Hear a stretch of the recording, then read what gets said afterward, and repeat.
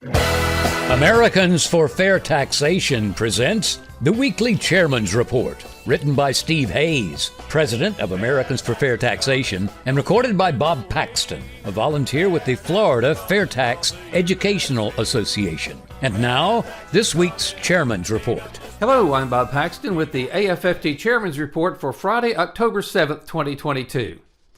The following article was written by the newest member of our advisory board.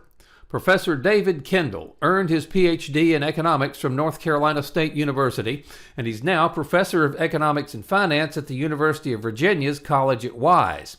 He was dean of the School of Business at St. Edward's University in Austin, Texas, and chief economist for Empire Funding Corporation, also of Austin. While a senior economist with RTI International, Research Triangle Park, North Carolina, Dr. Kendall led numerous applied economics research projects conducted for the FDA, the EPA, and the USDA. David and his wife Laura Ann make their home in the scenic mountains of southwestern Virginia, along with Puff, Bunny, Bella, and Penny. That would be cat, dog, and rabbit.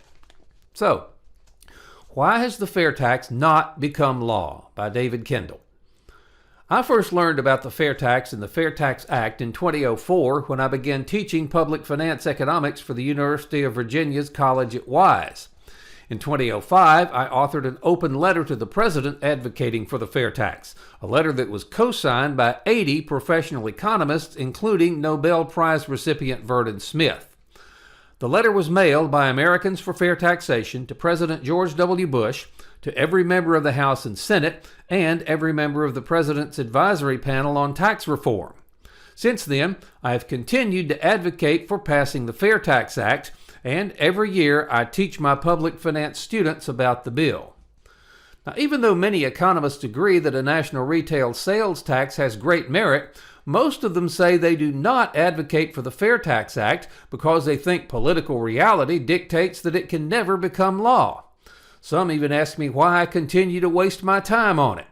I tell them I do because it's the right thing to do, even if they're right about its chances of passing. In 1999, John Linder, Republican congressman from Georgia, first introduced the FAIRtax Act, H.R. 25. From 1999 through 2022, some member of Congress has introduced substantially the same bill year after year after year for 23 years. Now, not only has the FAIRtax Act not become law, the bill's never even made it out of the Ways and Means Committee to be voted up or down by Congress. The 435 have simply refused to give the FAIRtax Act a vote for 23 years. Now, we now have the true but entirely useless answer to the question posed in the title of this essay. The real question remains.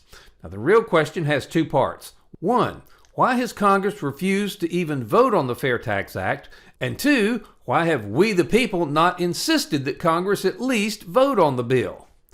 Now, Congress has not voted on the FAIRtax Act because the leadership in both political parties don't want to relinquish the enormous power that Congress has and exercises through the U.S. tax code.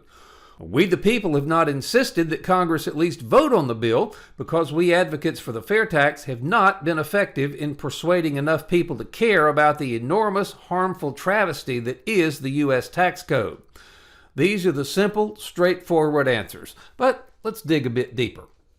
Party leaders of Congress, and I'm talking about leaders in both parties, know well the enormous power that they wield through the complicated, convoluted, massive, eye-glazing provisions of the U.S. federal tax code. They know that no one on planet Earth is capable of understanding all the provisions of the code, which runs to tens of thousands of pages and expands every year.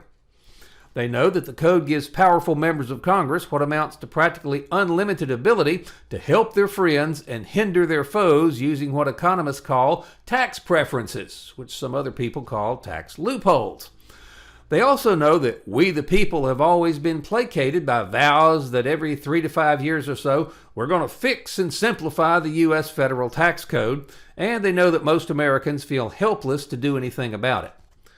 Now, every 2 years, a small handful of newbie members of Congress arrive in Washington, D.C., fully committed to their principles and to their good intentions to change America and make a difference. But within just a few months, most of the newbies come to understand that if they don't play ball with their party leaders and play by the well-established rules of the swamp, Their chances of getting reelected are dim at best, so most of them play ball. Now, one of the chief tenets of the rules of ball playing is not to shake the federal income tax tree. Get on board or get gone. And so it goes with Congress.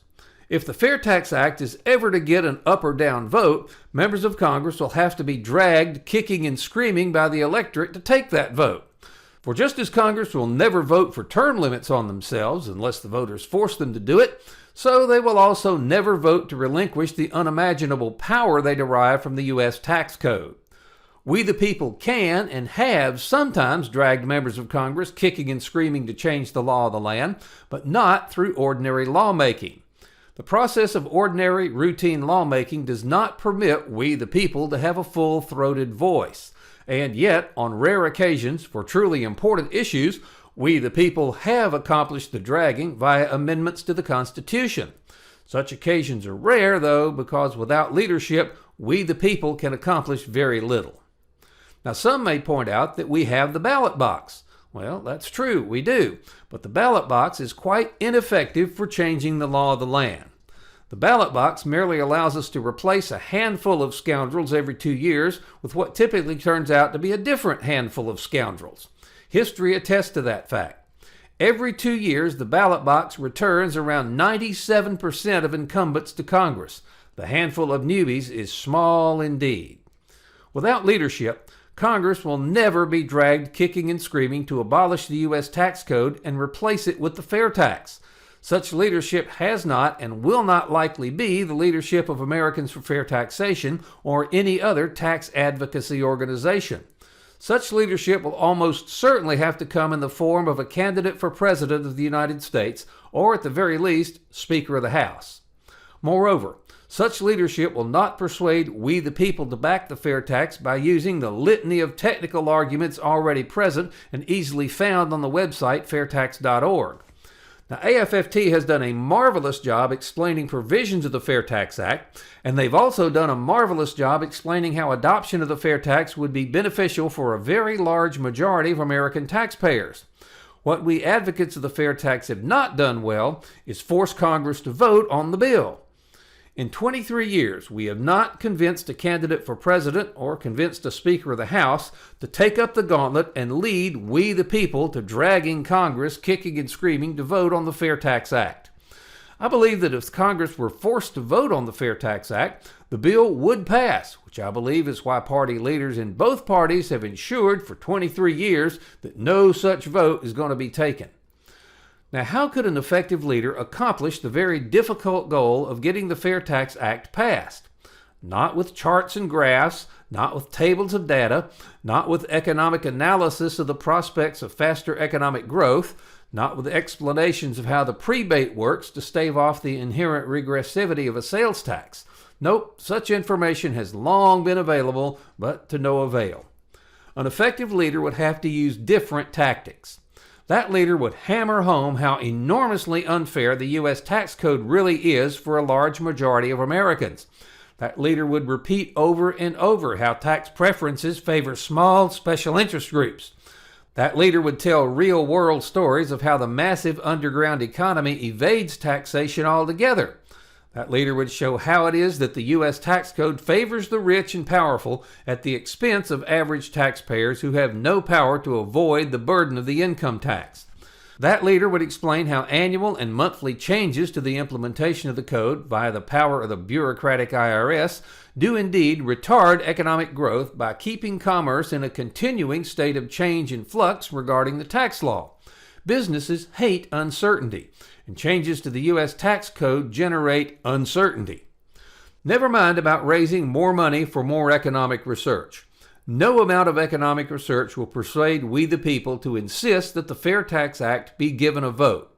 As a professional economist who teaches public finance economics and public choice economics, I assure you that economic research is not capable of showing that the economy will grow faster if only the FAIRtax Act were to become the law of the land. Nor is economic research capable of showing that retail prices will drop across the board by some percentage with the adoption of the FAIRtax. But let me not glaze your eyes over with econospeak. AFFT can and should do all it can to raise money to back effective political leaders capable of leading we the people to insist at the very least that the Fair Tax Act be given a vote in Congress. AFFT can and should do all it can to raise money to pay for widespread media ads calling for Congress to give the Fair Tax Act an up or down vote. If we advocates of the Fair Tax truly want the bill passed, we must adopt different tactics, because what we've done for the last 23 years has not worked. In conclusion, David points out that we need to make the case for the fair tax very simple. The truth is, there are two groups of people in the U.S. The first group are the ones who support having an aggressive IRS that maintains an incomprehensible tax code and requires all of us to keep extensive records and file complicated tax returns that tell the government every detail about our personal finances. Now, they don't say it out loud, but a primary reason that this group wants to keep the income tax in place is that they know the IRS can be used to intimidate and coerce their political opponents. The second group of people are the ones who support freedom, want to eliminate the IRS and take back control of their lives. So which group do you belong to? The income payroll tax system is broken. It's no longer working. We can't repair it, but we can replace it with the fair tax. The fair tax will allow Americans to take back control over their government and their lives. Join us and take back control of our country and our lives, not with bullets, but with the elimination of one of the biggest threats to our liberty and economic prosperity, the income payroll tax. We should all remember Edmund Burke's warning that applies to our efforts to take back control. Nobody made a greater mistake than he who did nothing because he could only do a little. We should also remember this quote from George Orwell's 1984, which, if we do nothing, may foretell your and your children's future. If you want a picture of the future, imagine a boot stamping on a human face forever. So what can each of us do? We can write letters and make calls to our elected representatives and attend Zoom town hall meetings demanding that if they really want to allow Americans to take back control, the first step is to eliminate the income payroll tax system and enact the fair tax. Take back control. Help us pass the fair tax. The IRS will be gone and we'll pay our taxes when we make purchases. We, not the ruling class and their minions in D.C., will decide how much federal tax we pay, and we'll know how much tax we're paying because taxes will no longer be hidden from us. They'll be clearly shown on every retail receipt. So if you have friends who don't know about the fair tax, send them to fairtax.org. Have them watch the whiteboards under how it works, and if they agree, ask them to please join us. Then, contact your members of Congress and the President and demand that Congress pass the fair tax, the only truly fair tax. This has been the Weekly Chairman's Report, written by Steve Hayes, President of Americans for Fair Taxation. Check back every week for news and information about the fair tax, and learn why the fair tax should replace our antiquated federal income tax system. If you'd like to receive a copy of the Chairman's Report in your inbox every week, sign up at FAIRtax.org.